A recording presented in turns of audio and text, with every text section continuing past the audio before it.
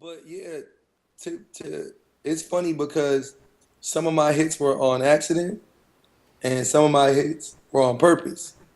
Um, and Birthday Cake was definitely on accident.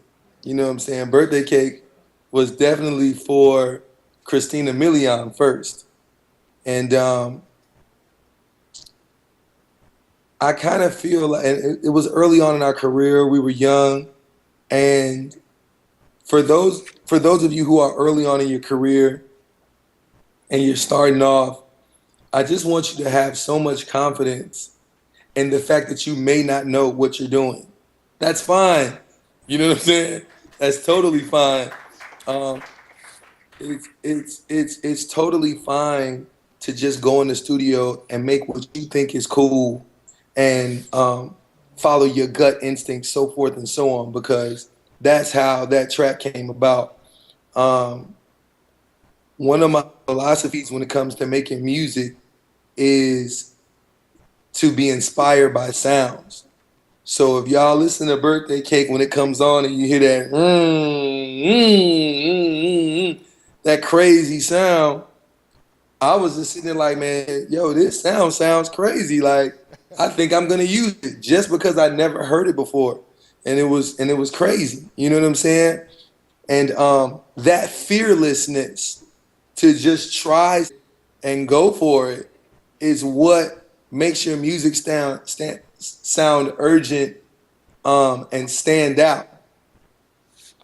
So that was just simply a day of going in the studio, clicking on new sounds, had great energy, great vibes, and trusting what we had built so far. We had already did Dance Ass for Big Sean, and that clap sound and that rhythm and that syncopation in our 808 had already got us some notoriety.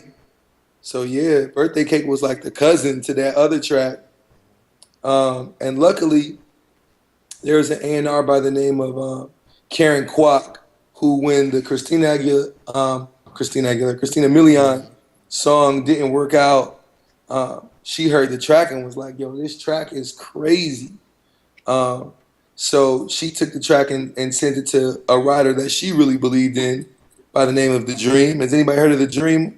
Yeah. Y'all rocking with Dream? We rock with Dream. So yeah, he took it, wrote to it, and then went on tour with Rihanna, went to London with her. And it was crazy because she was just finishing up her album and she loved the track, but then caught a cold and wasn't able to finish the song.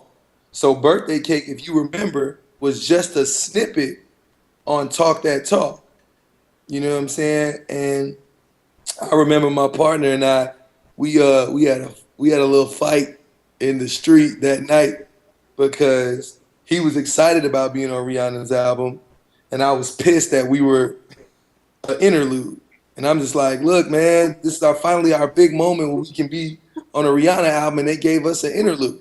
You know what I'm saying?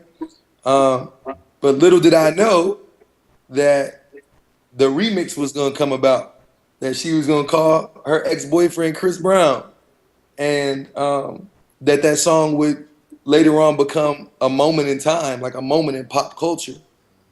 So I don't know, I just feel like that one was definitely an accident, but I think that's one of the coolest parts about music, that all of us, any given moment, have a chance at changing the world with a smash. If we just believe in the fact that our music is good enough and competitive enough to get out there and make some noise.